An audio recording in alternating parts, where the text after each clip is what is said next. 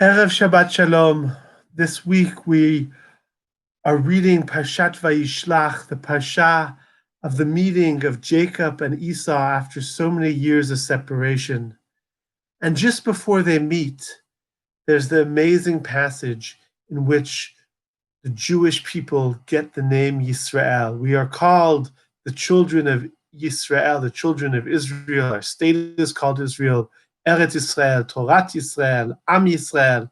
And it comes in this week's Parsha, and it comes from a strange source.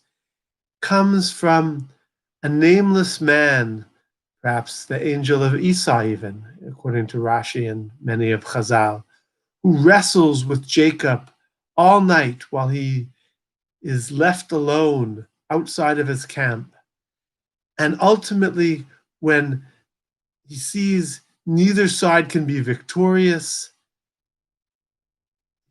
the man tells Jacob, "Release me, for the morning has come." And Jacob says, "I won't release you unless you bless me." Very strange passage. If you suddenly get accosted by a masked man in the middle of the night, you don't often say, "I won't release you till you bless me." But in fact, this man says, Lo od yikareh shimcha Yaakov ki im Yisrael. Your name will no longer be Yaakov, but rather Yisrael, ki sarita im Elohim va'anashim v'tuchal. For you have struggled with God and man and been successful. And that's the root of the name Yisrael, to be able to struggle and persevere. But the story doesn't end there. Story continues with two more verses, and it says, the sun rose for Jacob, and he was limping. The zarach lo hashemesh v'hutzolea al yirecho. What does that add to us?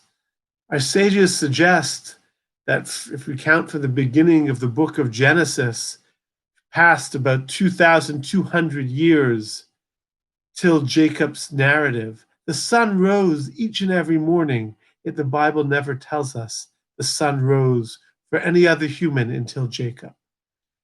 And part of that is that when you go through struggle and you come out whole and complete, and you look out at the sun and you look out at the same world, you suddenly celebrate and appreciate that world in new ways, in the sense of saying, the sun rose for me this morning. And I bless each of us. And we look out at this world and we see the sun rise and we see the rain fall and we see all the things that are happening, we're able to feel that appreciation.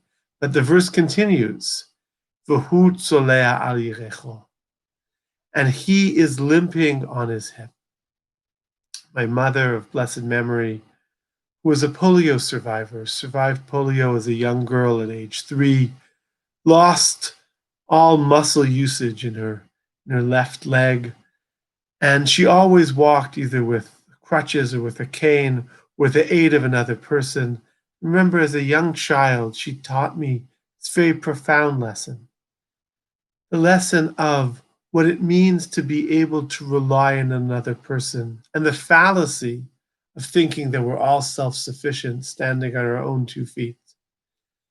What it means to limp, it means that we rely on someone or something else. But the truth is, and the truth that has become so obviously clear over these last 9 months with this global pandemic, is that we all are interdependent. We all rely on one another.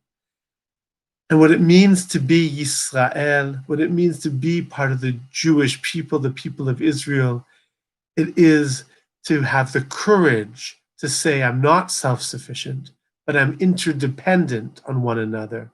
Kol Yisrael arevim zu lezu. All of Israel is responsible, is leaning on one another. And that, in fact, is a great blessing that Jacob's seeming injury teaches him.